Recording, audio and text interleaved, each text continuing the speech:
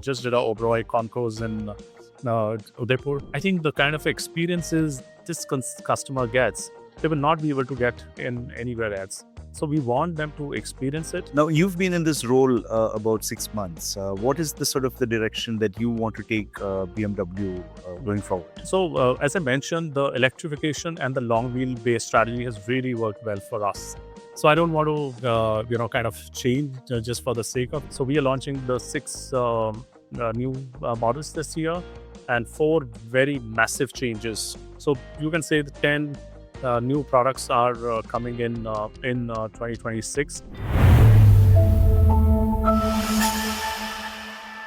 It's been nearly 2 decades since German luxury car maker BMW came to India. The initial years saw BMW take the top spot before rival Mercedes came back stronger. And of course, forcing BMW into a challenger. But 2025 was different. 2025 saw BMW close the gap with Mercedes to just about 1,000 units and also saw double-digit growth at BMW, while Mercedes posted negative growth. Joining me today is Mr. Hardeep Brar, the CEO of BMW India, to take us through what has worked for BMW in recent years and what are the plans going forward. Thank you, Mr. Brar, for joining me today. Thank you for being here. This is our retail next door, one of the latest ones. And you can feel the vibes. It's absolutely fabulous and customers are really loving it. Right. 2025 was a phenomenal year for you. Take me through what has worked for BMW. So, a few years back, we started with a strategy of long wheelbase and electrification. Now, that has really worked well for us. And in fact, last year was when we hit the peak. We brought in new models, which came with, of course, new features. And then there was a product which was absolutely new called the iX1, which was both electric as well as long wheelbase. That really gave us the momentum last year. And as a result of this, we grew by almost 15%. Of course, we had Mini as well. And towards the end, we launched a Mini convertible, which was sold out in the first week itself. And, the number of launches that we had and the electrification along with long wheelbase really helped us last year. Besides this, we also expanded our network, and today we are in 40 plus cities with about 50 plus showrooms and workshop both put together. And as a result of this, going to markets which were still untapped, that also really helped us. And last but not least, having financial services, as I said, we launched the new electric version and customers were apprehensive about the residual value, and we brought in this product of residual value, assured buyback value, which really took care of the anxiety of the customer. So a combination of long wheelbase, electrification, network expansion, and the financial services really helped us in growing the market by almost 14% last year. But compared to your rivals who had sort of posted these sort of degrowth, you've had double-digit growth.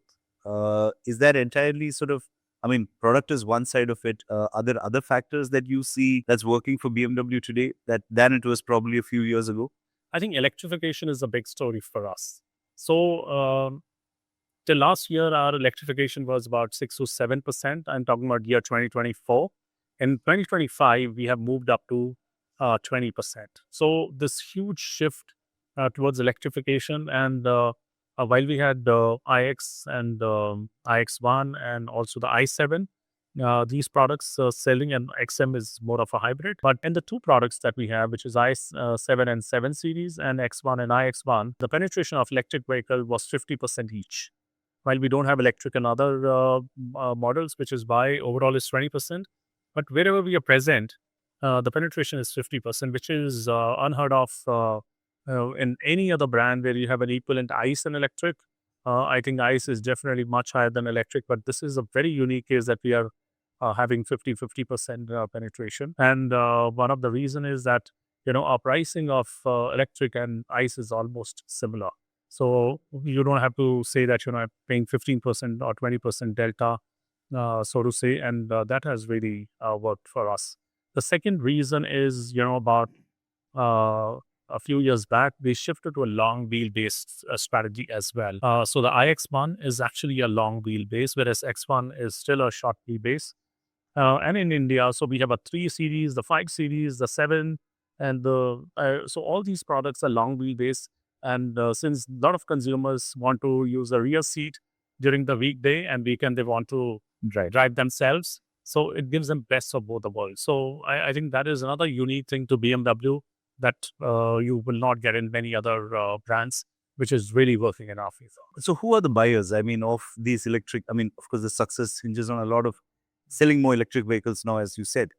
Who are the buyers who are buying these products now? So, see, we are predominantly the business class is the one which buys it the most. But we have seen a fresh set of consumers from the corporates who are coming and buying these electric vehicles because they are also very conscious in terms of what is happening around in terms of carbon footprints, because all the corporates really speak about the carbon footprint. So they are also very, very conscious about it. So we are seeing a lot of these fresh customers from the corporates who are coming and buying as well. Of course, the women customer also we are seeing are also increasing. We had about 12 to 30% customers which are women customers. So we are getting a fresh set of customers away from a traditional business class, which was the case earlier. So are these first-time buyers or, old BMW buyers who have now sort of moved to electric? So 50% of these buyers are actually first time into the luxury slash premium. Okay. So while the delta is still quite a bit between near premium and luxury, we started about 50 lakhs. And for people who are already thinking of buying a car between 25 to 30 lakhs, they are also looking at and considering, also given the fact that, our financial products are so strong. So you will not get a buyback opportunity in case of a near premium or a mass market car. But here, if you, let's say, pay 50 lakhs and we give you 60% of residual value after, let's say, 3 or 4 years, you just need to pay the EMI for 20 lakh rupees, and, which makes it very, very affordable for you. And you don't have to worry about disposing your car. So the combination of, unique products and financial services is helping us get a lot more consumers. Yes, I'll come back to the financial services and the buyback. But last year you did go on an offensive. I mean, across your different brands, I believe there were about 20 products that were unleashed. Are we likely to see that sort of momentum sustaining? And was that something that had been missing? Even if you take electric out of the component, was that something that was missing some time back? Yeah, of course. So we have really increased our product offensive now. You spoke about, how many products we are launching. So we are launching the 6 new models this year and 4 very massive changes. So you can say the 10 new products are coming in 2026, so we continue with our product offensive that we started last year, and it will move into 2026 as well. So how many will we see in 2026, sir? So 6 absolutely new models and 4 with a major full model changes. So about 10 of them is what we are getting. And besides that, we have 17 smaller minor modifications. So overall 27, but the big are these 10 products which will be launching this year. Interesting. Now, you've been in this role about 6 months. What is the sort of the direction that you want to take BMW going forward? So, as I mentioned, the electrification and the long wheelbase strategy has really worked well for us. So I don't want to, kind of change just for the sake of it. I think this is a fantastic strategy, and we would like to further build on that. The next one is the network expansion.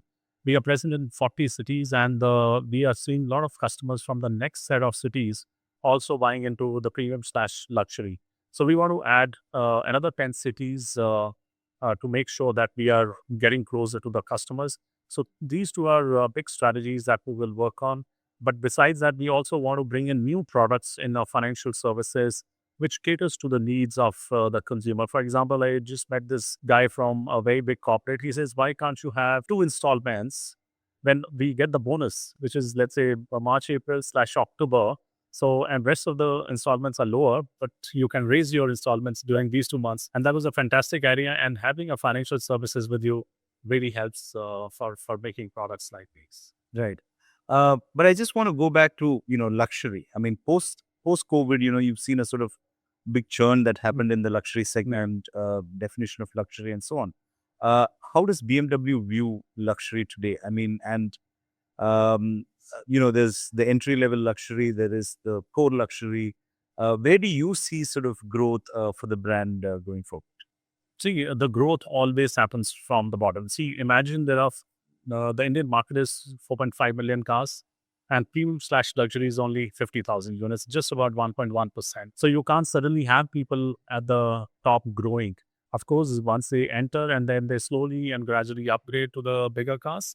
And for that, you need to have your entry level very strong, where people are getting to know what luxury and premium is all about.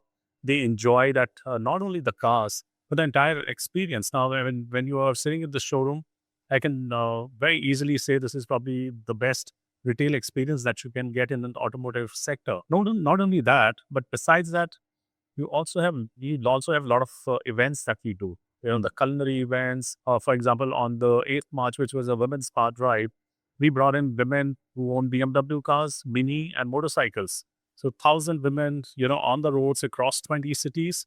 I don't think anybody else will give you those experiences.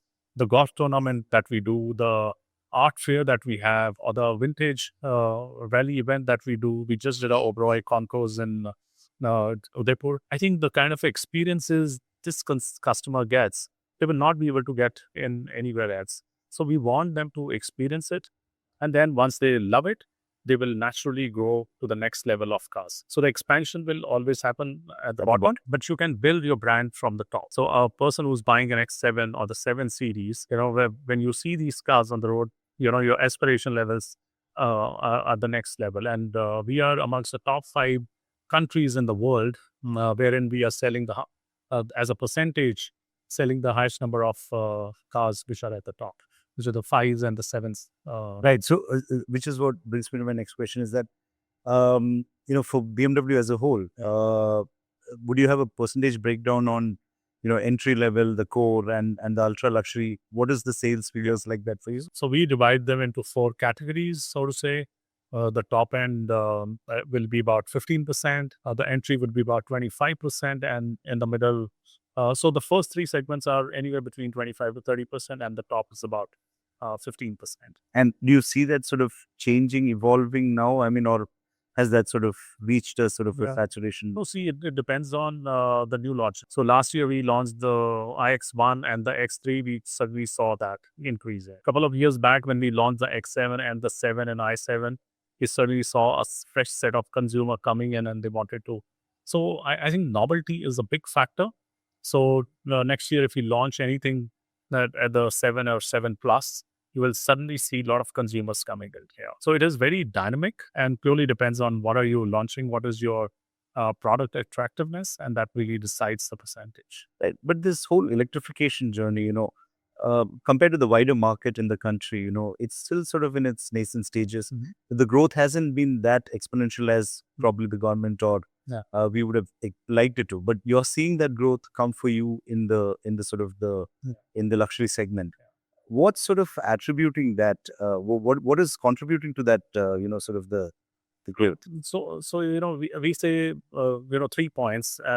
We call it PEC: performance, the experience, the charging experience, and the technology. So when people come to BMW, the first thing we are known for are the driving dynamics. Right. They really want to understand what is the performance of the car. And when you look at our battery, the capacity and the acceleration figures of a BMW, I think people really love the way it accelerates, the whole performance and the driving dynamics, because sometimes people feel, oh, it's an electric, it is not what BMW stood for, but when they're driving these cars, they're really loving it. And in terms of technology, you name the tech which you need, whether they're over-the-air software updates or the ADAS. I think everything is there. So people are loving the technology and the charging experience. Since our customer is confined to, let's say, the top 100 cities, the charging infrastructure is pretty strong in these markets. And of course, we are also working on that. And what we have done from Kashmir to Kanyakumari, it's a distance of about 3,000 kilometers. Right. We have put a charger at every 300 kilometers. So we put about 12 chargers, and these are very high capacity chargers. And we call it high performance chargers. And they vary from 120 kilowatts to 720. You would have never come across a charger which is 720 kilowatt hours. And here you have from BMW, where you can charge your car in 10 to 15 minutes. And they are not standalone at a standalone place. They are part of a small convenience store or part of the petrol pumps. So people can go and really charge their car and in no time. So, this all put together is really helping us. And as I said earlier, our BEVs and ICE models are priced at a similar price point. So customer can really decide that he's not worried that I'm paying a price premium of 10 to 15% on top. So, these are some of the factors which are working for us. And hence that 20% penetration, we are probably one of the biggest in terms of BEV penetration. And there are very few OEMs which are at this. But how did you achieve that? I mean, the pricing of both BEV and ICE to fairly similar levels. Even because at the bottom of in the wider market also you don't see that happen, right? Yeah. So what has sort of helped you bring that economy of scale? Yeah. So, this car we are getting from China, of course, we are assembling it here. So, the Chinese economies of scale is really, really helping us to get the price points that we want. So that is one of the biggest factors. Interesting. When you talk to your rivals, they talk about the direct to consumer model. But as far as I understand, you don't follow a direct to consumer model. They attribute, their success to that. Yeah. Why have you not, or what makes you think that that's not a model that you need to sort of follow? So, our philosophy is that your go-to market is much quicker when, your dealer has the entire resources with them. In a direct to customer model, you have to make everything centrally available. So imagine you're trying to operate in 50 plus markets and you have to work centrally sitting here. And you don't have so much of access to what is happening. Of course, you have dealers, but how many dealers your team will talk and say, okay, what do you need to do in, let's say, Chandigarh versus what you need to do in Coimbatore versus what you want to do in Vizag, right? You are so first you need to get access to the information and then try and make plans for each of the markets. Whereas when the control is with the dealers, they know what exactly is happening on daily basis, right? And they can tweak what is required in the local market, which I think is a much quicker go-to market. And you can see, we are bridging the gap. The gap now is only 1,000 units, which was almost 5,000 units a couple of years back. And I think this is also one of the factors which is really working in our favor, that our go-to market is much swifter probably than some of the people who are going with the direct to consumer market. Right. Just going back to the electric bit, range anxiety is still a problem, right? And you've seen a lot of sort of uptake in hybrid models, hybrid vehicles in the country. I know you have one hybrid model in the country, but is that a direction that you would want to sort of pursue as well, like many others in the? Not really. I think we are very clear that we want to go full electric way, because you can't have too many powertrains as well. So petrol, diesel is well established for us, and we can clearly see consumer are moving towards electrification, especially in this segment. So we want to currently continue with these three powertrains, and but of course we are keeping our options open. If you suddenly see that there's a lot of shift happening towards a certain fuel level, we would like to change it. But as of now, the trend says I think these three powertrains are pretty strong, and would like to continue with. And within petrol and diesel, I mean, when I spoke to Santosh, he had spoken about how post the GST reduction, they saw an uptake in diesel vehicles. What is the mix for you as far as petrol and diesel goes? I think out of the balance, 80%, as I said, 20% is Electric. Electric. I think diesel is also about 18 to 20%, and the balance 60% is petrol. So I think petrol is far more. I think diesel is slowly going down, and there are so many restrictions on diesel. For example, in Delhi, the petrol, the diesel duration, for the duration that you can drive diesel in Delhi NCR, is only 10 years versus petrol in 15 years. Right. And I think a lot of other states are going to follow the trend. Now, even Punjab, which is used to be a very strong diesel market, we are seeing a very gradual shift to petrol. So I think somewhere the diesel narrative has been negative overall. And while we want to continue with it till we can, till the customer demand is there, but I clearly see a shift towards petrol and not towards diesel. Right. And just going back into the whole assured buyback program, what's the sort of how is the demand for that particular product? Well, that's one of the most successful products in our portfolio. We do 25% of our cars are financed by our own bank, which is BMW Financial Services. Out of that, a major contribution comes from the residual value products because people who have anxiety about residual value, because these are heavy ticket items, especially on BEV, the uptake is quite huge. So I would say the large percentage of financing which is done by us comes from the residual value products. So how much is the BMW Financial Services now contributing to your So 25%. 25%? Yeah, that's right. Interesting. So how's 2026 in that sense looking for you? I mean, will you be closing the gap to the leader, or will you be at the top step now? I think nobody minds, being at the top of the table, but we are not blindly following the numbers. We want the growth to be profitable. We want the customer experience for us is very, very important. The brand value is very, very important. So we don't want any drastic measure which impacts the brand value or the residual value or the customer experience. So we want it to be very organic growth, and we will continue to look at the fundamentals. And in the process, if we become number one, I don't think anybody minds. But what would you say are the challenges to getting there? I mean, I know that the rupee fluctuation is sort of forcing you to sort of increase prices. That's happening on the side. So, what do you think are some of the challenges that might come in the way of increasing sales? So I think we are well equipped. I think, of course, the competition would also not sit idle. We can see a couple of launches from them as well in the recent past, so that they can add more volumes with every new launch. So I think we are very well equipped. It depends on what is the strategy of the competition, how many new models they bring in.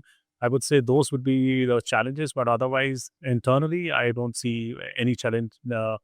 And whatever challenges are there, for example, the macroeconomic challenges, the geopolitical challenges, it's the same for all of us in the luxury segment. So those challenges will be common.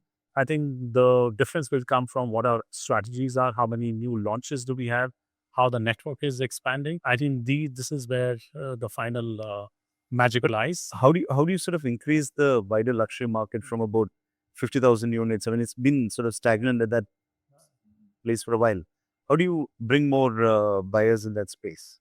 So see, there are the best way is to have products at the entry level, because nobody is going to go and straight away buy cars which are 1 crore plus.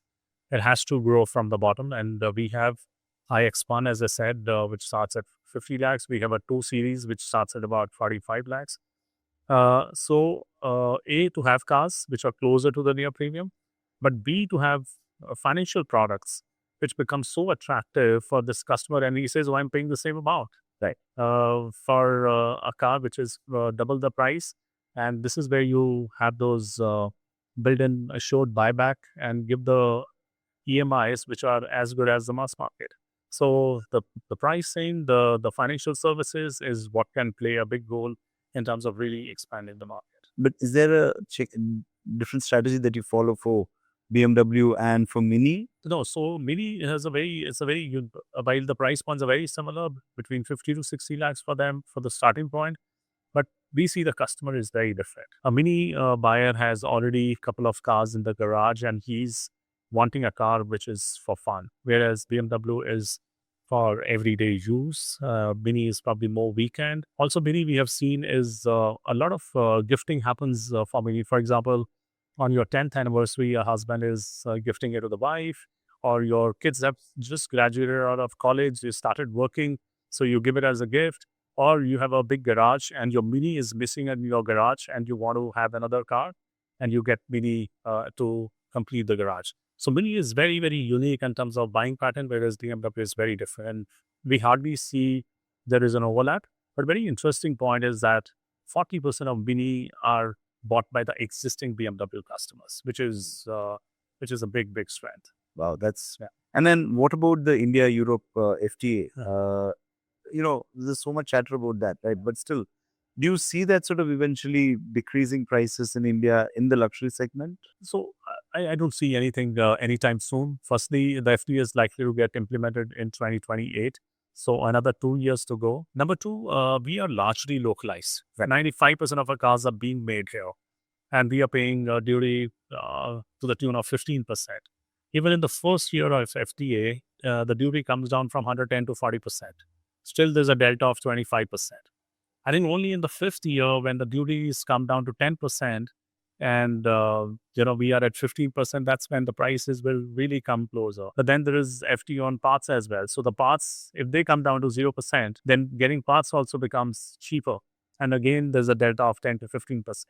So the only benefit that I see is in CBUs, which is just about 5%.